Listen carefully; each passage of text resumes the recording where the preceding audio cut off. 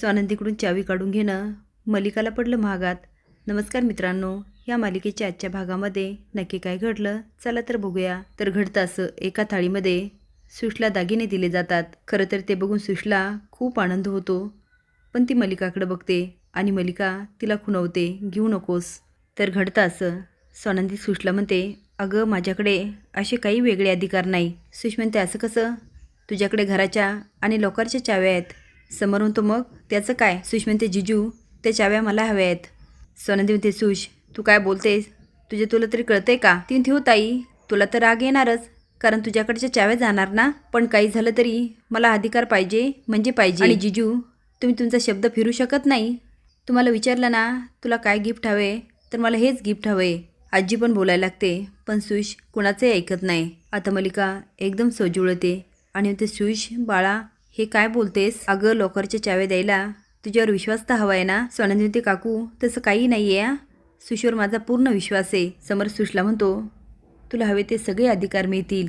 आता मात्र सगळ्यांनाच आश्चर्य वाटतं, पण तेवढ्याच समर म्हणतो, पुढचे 15 दिवस सगळे अधिकार तुझे. आता मलिका लगेच कुच्चित हसते आणि स्वानंदी बघते. माजोडी सुश लगेच पुढे हात करते. समर खुणवतो. स्वानंदी कमरेची चावी काढते आणि सुशच्या हातात देते. पण स्वानंदीला मात्र खूप भीती वाटत असते. तिच्या चेहऱ्यावर काळजी झळकत असते. ती मनात म्हणते, सुश खूप इनोसंट आहे. सुश तू खूप मोठी चूक केली. आता मलिका काकू नक्कीच फायदा उठवतील. मलिका मनात म्हणते, आता मी काय करते तू बघच. सुष्मिता चाव्या घेते आणि मलिकाकडे बघून हसते. हे आता समर, स्वानंदी आणि आजी बघते. समर निघून जातो. आता सुश, अंशुमन आणि मलिका स्वानंदीकडे बघतात आणि कुच्चित हसतात. आजी आणि सुष्मिताही निघून जातात. अंशुमन स्वानंदीला म्हणतो, वहिनी बघितलं तुझ्या हातून कशी चावी काढून घेतली. आता तुझ्या बहिणीचा वापर करून तुझ्या हातातून असे एक एक अधिकार अलगद काढून घेणार आणि तू आमचं काहीही वाकडं करू शकणार नाही. आता स्वानंदी मात्र काही बोलत नाही. अंशुमनही निघून जातो. मलिका म्हणते, स्वानंदी तुला सांगितलं होतं ह्या मलिकाच्या नादी लागू नकोस. इथे फक्त या मलिकाची सत्ता चालते, पहिले पण होती आणि कायम अशीच राहणार. स्वानंदी म्हणते, काकू तुम्ही जसा विचार करता ना मी तसं काही घडू देणार नाही. मी माझ्या बहिणीच्या केसालाही धक्का लागू देणार नाही आणि माझ्या बहिणीच्या भोळेपणाचा फायदा घ्यायला तुम्हाला काहीच कसं वाटत नाही. मलिका हसून म्हणते, थांब स्वानंदी, एवढी का चिडतेस? अगं अजून तर सुरुवात आहे, तुला खूप काही बघायचंय. ती आता निघून जाते आणि रूममध्ये येते आणि सुशला म्हणते, वा वा वा माझी सून किती हुशार आहे. खरंच मी तुला मानला. अशीच जर वागत राहिली ना एक आणि एक दिवस ही सगळी संपत्ती आपली होणार. सुश म्हणते, खरंच? मलिका म्हणते, कुठे आहेत त्या चाव्या? सुष्मिता देत असते. मलिकाला घेताना खूप आसुरी आनंद होत असतो. ती चाव्याकडे बघत म्हणते, स्वानंदी आता तू बघच हे घर मी माझ्या पद्धतीने कशी चालवते. या घरातून नाही तुला घराबाहेर काढलं ना तर नावाची मलिका नाही. आणि म्हणते, माझी हुशार सुश, आता मी जे काय सांगणार ना ते करत राहायचा. ती म्हणते, चालेल तुम्ही जे सांगाल तेच मी करेल. मलिका म्हणते, जा तुझे फॉलोअर्स तुझी वाट बघत असतील ना. ती म्हणते, हो. स्वानंदी म्हणते, राजवडे तुम्ही का चाव्या दिल्या? अहो सुश अजून खूप लहान आहे, एवढी मोठी जबाबदारी तिला पेलवणार नाही. तिच्या ह्या भोळ्यापणाचा अंशुमनने फायदा उठवला तर? समोर म्हणतो, स्वानंदी मॅडम दुसरा काही ऑप्शन होता का? आणि आता सुष्मिता पण ह्या घरची सून आहे, तिला पण सगळ्या जबाबदाऱ्या कळायला पाहिजे. स्वानंदी म्हणते, मी तेच सांगते. अहो जबाबदाऱ्या घेण्याइतकी ती मोठी झालेली नाही आहे. समोर म्हणतो, तसं तुम्हाला वाटतं. तिने कशा चाव्या काढून घेतल्या तुम्ही बघितलं नाही का? हे बघा, चुकीतूनच माणूस शिकतं. आणि जबाबदारी, चाव्या तिला काय आपण कायमच्या दिल्या नाही, तिला 15 दिवसाची वेळ दिली आहे. आणि या दिवसात तिने काही चूक केली तर तिच्या सगळ्या जबाबदाऱ्या काढून घेतल्या जातील. ती म्हणते, ते सगळं ठीक आहे, पण मला खूप भीती वाटते.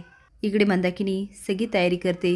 एवढंच काय, स्वानंदीला आणलेली साडी पण दाखवते, पण सुशला काय आणलं हे काय दाखवत नाही. पण बाबा मात्र दोन्ही जाव्यामध्ये अजिबात भेदभाव करत नाही. दोघांनाही सोन्याची वस्तू आणतात. मंदाकिनी बाबांना सांगून समर आणि अंशुमनला फोन करायला सांगते आणि बाबा तसा फोन करतात आणि दोघांनाही निमंत्रण देतात. पण मंदाकिनी काय करेल याची भीती त्यांना कायम वाटत असते. रात्री एकदम वारा सुटतो आणि पडदे उडायला लागतात. म्हणून स्वानंदी खिडकी लावण्यासाठी धावते. तिच्या मागे समरही धावतो, पण वाऱ्यामुळे तिला काय लवकर खिडकी लावता येत नाही. समर मदत करायला जातो आणि दोघांच्या डोक्याची टक्कर होते. आता दोघंही डोकं धरतात आणि हसायला लागतात. पण स्वानंदी मात्र एवढी सुंदर दिसत असते की समर सारखा बघत असतो. ती म्हणते काय राजवडे, तुम्ही का मध्ये मध्ये करताय? मी लावत होते ना खिडकी. समर म्हणतो हो, पण लागत होती का? वारा किती वाहतोय. स्वानंदी म्हणते ते आहेच. तो तिच्याकडे बघत असतो. ती म्हणते असं का बघताय? तो म्हणतो काहीच नाही, असंच. तो आता निघून जातो आणि स्वानंदी खुदुखुदू हसत असते. सकाळी किचनमध्ये स्वानंदी नाश्ता बनवत असते. समर गुलाबाचं फूल घेऊन येतो आणि चोरून तिला बघतो आणि म्हणतो कळतच नाही स्वानंदी मॅडमला प्रपोज कसं करू. तो आता चोरून बघतो. स्वानंदीचं लक्ष गेलं की मागे होतो. हे सगळे आजी बघत असते. मागून येते म्हणते काय रे पिंट्या, साधं एक गुलाबाचं फूल देता आहे ना? तो आजी तुला एवढं सोपं वाटतं का? त्या स्वानंदी मॅडम आहेत. आजी म्हणते त्यात काय अवघड आहे, जायचं गुडघ्यावर बसायचं आणि प्रपोज करायचं. समोर होतो कसली ग तू फक्त वयाने वाढलीस. पिक्चर बघून बघून हे सगळं तुझ्या डोक्यात येतंय. पण आता मलिकाचे खेळ सुरू झालेले असतात. ते आता सुशला पुन्हा एकदा भडकावते. सुश आता अगदी थाटात खाली जाते तर तिला किचनमध्ये स्वानंदी दिसते. ती म्हणते ताई तू ब्रेकफास्ट बनवतेस? स्वानंदी म्हणते हो. सुश म्हणते मला नाही विचारता तू कसं बनवू शकतेस? स्वानंदी म्हणते सुश ह्यात तुला काय विचारायचे? आणि घरामध्ये कुणाला काय आवडतं काय नाही हे तुला माहिती आहे का? सुश म्हणते ते काय मला माहिती नाही, पण आजपासून मी जो ब्रेकफास्ट सांगेल तोच तू बनवायचा. स्वानंदी म्हणते अगं हे काय बोलतेस? तुला ह्या घरातील अधिकार दिला म्हणून तू कुणी काय खायचं हे नाही ठरवायचं. सुश म्हणते हे सांगणारी तू कोण? तू विसरलीस का? तुझे सगळे अधिकार काढून घेतले आणि मला दिले, त्यामुळे ह्यापुढे मी जे ठरवेल तेच होणार. आणि काय ग ताई, ह्या घरामध्ये नोकर आहे ना, तू का बनवतेस? ओ हे सगळं बनवून तुला दाखवायचे मी सगळ्यांची किती काळजी घेते. सगळ्यांसाठी उठते, ब्रेकफास्ट बनवते, जॉबला जाते. तुला ना ताई पहिल्यापासून फक्त सिंपती हवी असते. स्वतःचं कोड कौतुक कसं करून घ्यायचं हे तुझ्याकडून शिकायला हवं. स्वानंदी म्हणते सुश थांब अगं एवढी काय हॅपर होते? मलिका अंशुमन मजा बघत असतात. अंशुमन तो मॉम ही तर आपल्यापेक्षा फास्ट निघाली. आतापर्यंत ही स्वानंदी आपल्याला बोलू देत नव्हती आणि आता तिची बहीणच तिला बोलू देत नाही. मलिका म्हणते आता त्या जावा झाल्यात ना, जावा आणि उभा दावा. आणि तसं पण ही बावळट सुश खूप हावरट आहे. ही पैशासाठी बहिणीलाच काय आईलाही विकायला मागे पुढे बघणार नाही. पण असू दे, याचा फायदा आपल्यालाच होतोय. आता 15 दिवस या स्वानंदीला मी असा त्रास देणार की ती आपल्या वाटेला जाताना 100 वेळा विचार करणार. हिने समरचे कान भरून माझ्या आप्पीला घराबाहेर काढलं. जसं समरने आप्पीला हाताला धरून घराबाहेर काढलं ना, तसंच हिला घराबाहेर काढलं नाही ना तर नावाची मलिका नाही.